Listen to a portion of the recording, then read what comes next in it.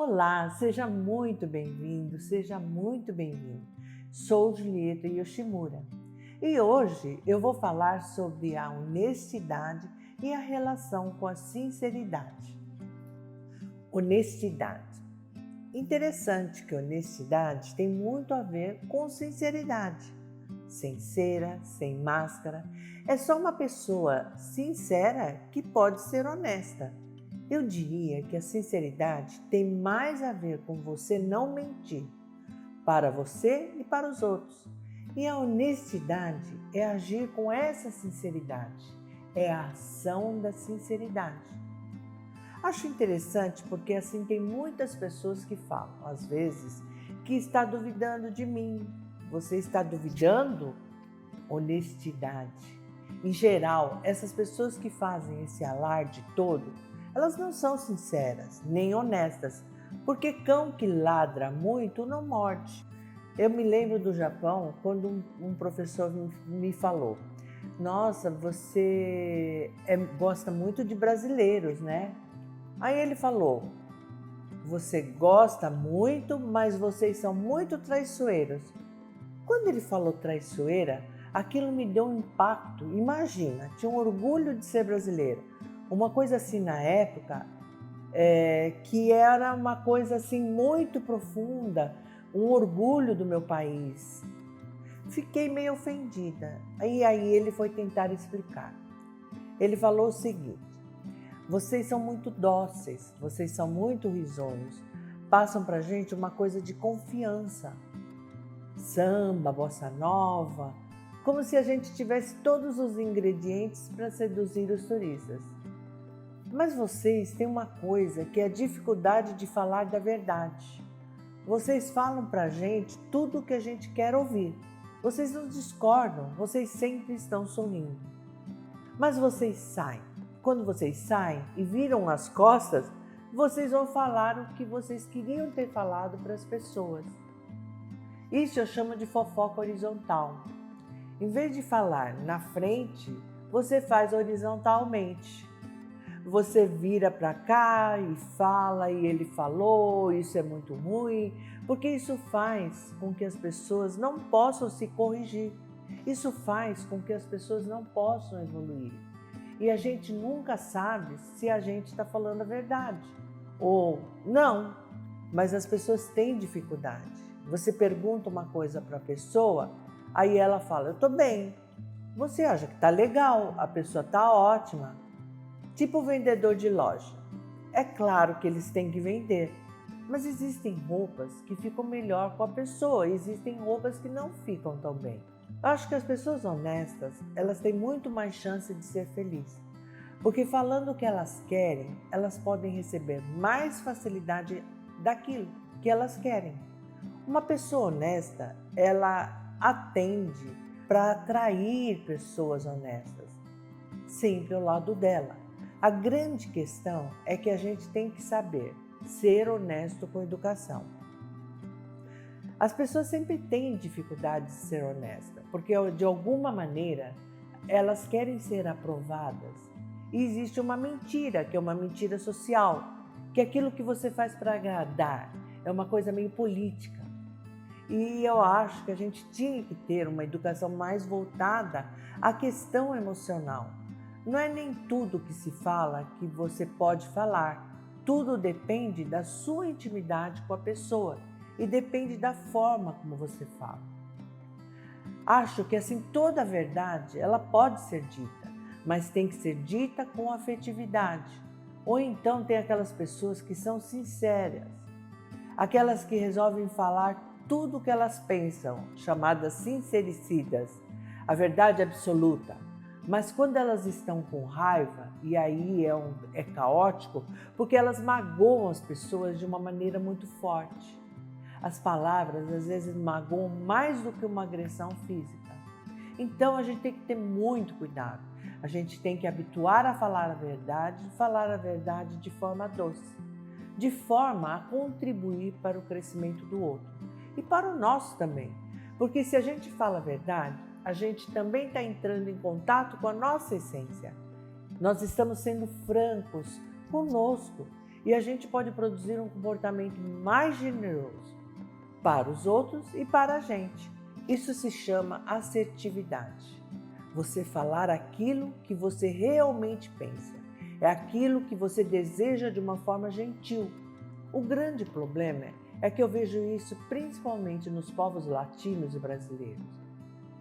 As pessoas falam a verdade quando estão nos seus limites, ou então quando estão com raiva. E aí explode e sempre sai uma coisa ruim carregada de uma energia mais negativa. Isso tem que ser ensinado desde criança. Por exemplo, uma criança de 4 anos mais ou menos tem uma incapacidade de mentir. Então é aquela hora que você liga para uma amiga que tem um filhinho, uma filhinha de 2 ou 3 anos. Quero falar com a mamãe. Aí a criança fala, mamãe está fazendo cocô. E a mãe sempre fala, não fala, mente. Não, eu acho tipo assim, todo mundo sabe que a mãe faz cocô. Inclusive, deve fazer, né? Mas faz muito bem para a saúde. Mas tem gente que tem que aprender a lidar com isso, com verdade.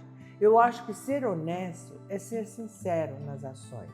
Eu acho que a gente só ganha porque tem gente falando assim. As pessoas têm que entender que a gente não faz o que tem que fazer por causa dos outros. A gente faz pela gente, pela nossa essência. É um compromisso. Eu diria até que é um compromisso transcendente. Está ligado à nossa dimensão espiritual. Não está ligado a uma dimensão terrena. As pessoas têm que aprender a ser mais sinceras, a ser mais honestas e fazer isso de maneira afetiva. Ainda mais os médicos ou psicólogos sempre falam da não saúde. A gente fala do estresse, do medo, da ansiedade, da depressão e começa a ver que tem gente que começa a falar também do contrário disso.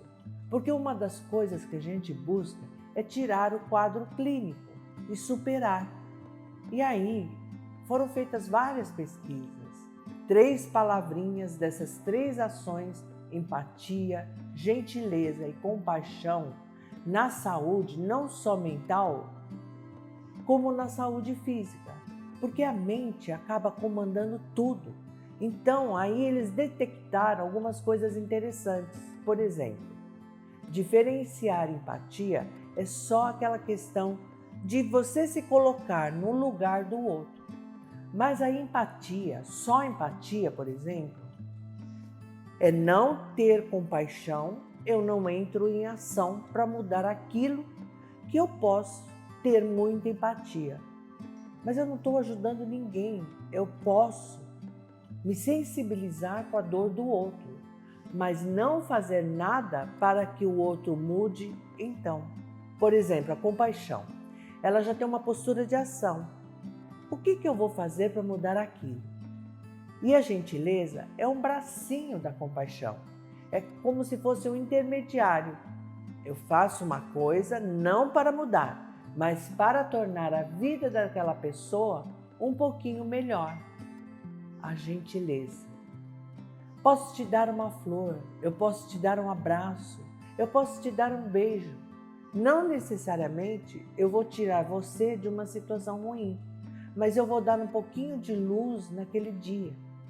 A compaixão, empatia e gentileza têm caminhos diferentes no cérebro, têm neurocircuitos diferentes e são coisas que têm que ser treinadas, porque são coisas muito recentes no ser humano. Os nossos circuitos ligados à nossa sobrevivência, à nossa evolução como espécie, sempre foram o contrário. Foi de competitividade e violência, de ocupar espaço, de competir com o outro, de buscar comida, de buscar abrigo, tudo oposto a isso. Por quê? Como é que eu estou disputando um território com você? Como eu posso ser gentil, ser empático, ter compaixão? Era impossível. Mas os nossos circuitos mais marcados são os circuitos da sobrevivência. Por isso que existe tanta gente adoecendo de medo, de depressão. Diante disso tudo, o que a gente viu que os outros circuitos mais recentes que não são tão marcados podem ser treinados. E como é que eu treino, por exemplo, a compaixão? Pensa agora numa pessoa que você ama. Pensa que ela te ama. Pode ser qualquer pessoa em qualquer nível de amor. Você agora vê essa pessoa sofrendo. O que você vai fazer agora para tirar essa pessoa desse sofrimento? Você pode tentar ficar próximo dela, dar um carinho, um afeto, se fazendo de gentil. Mas o que você vai fazer para mudar isso? Primeiro, você tem que se colocar no lugar dela. Isso é empatia. Empatia, gentileza e compaixão têm uma hierarquia. Imagina uma pessoa, você ama, você foi empático, imagina ela sofrendo novamente. Você está sendo empático, porque você sentiu essa dor. Agora você pode fazer isso tudo e a pessoa continuar ali na gentileza. Você vai lá, dá a mão. Você dá a mão, mas não muda agora. O que você vai fazer para ela mudar? Aí você já entra na compaixão, que é um nível muito mais elevado. Então isso tem que ser treinado e é tão bacana isso, porque assim hoje existe nas escolas um movimento de treinar isso, que seria tal da inteligência não emocional, uma inteligência socioafetiva, que a emoção é só identificar uma emoção. Mas é uma coisa mais abrangente. Então você treina crianças desde muito cedo a ter empatia, gentileza e compaixão. Você automaticamente está diminuindo a probabilidade daquelas crianças desenvolverem transtorno de ansiedade e depressão. Porque os circuitos ligados ao medo, ansiedade e o adoecimento pela depressão, pelo excesso desses dois, é muito mais instintivo. Está muito marcado para a gente. O que não está marcado tanto que a gente só começou a ter a casa para morar, comida farta, vai no supermercado e pega muito ou pouco. Isso faz pouco tempo na história da humanidade. Isso faz com que esses circuitos desses sentimentos mais generosos precisem de treinamento. As pessoas evoluíram, aí estão competindo. Tem comida para todo mundo no mundo. A verdade é que alguém quer comer o bife com ouro, temperado com ouro. Aí não dá, porque aí eu quero muito mais, eu estou competindo. Quando não era mais para ter competitividade, que a gente está num nível que não precisava estar competindo entre a mesma espécie. Nós somos da mesma espécie, competir com o outro. Olha, eu não sei se é da escola, eu acho que isso é um movimento que todo mundo tem que fazer. Eu acho que a escola é porque você pega as próximas gerações, mas temos também que fazer isso. Por exemplo, as pessoas podem falar, assim na meditação faz bem, claro que faz bem, mas a meditação ela só esvazia, ela faz com que eu tenha um momento de paz, mas ela não me faz ir no movimento do outro. Ela não me faz ter empatia, ela não me faz ter compaixão, ela não me faz ser gentil, porque muita gente que medita e faz barbaridade com os outros, entendeu? A meditação é um momento que eu dou uma carga, eu reabasteço o meu cérebro, equilibro as minhas energias, para que então eu possa planejar ações melhores para mim. Mas a gente tem que treinar as pessoas e não só as crianças, reduzindo a violência, ser menos competitivos, pensar mais nos outros, porque o objetivo da empatia é esse. Agora, para a gente mudar a violência, pode ser que leve muito tempo. Você deve seguir uma regra, você tem que seguir essa regra.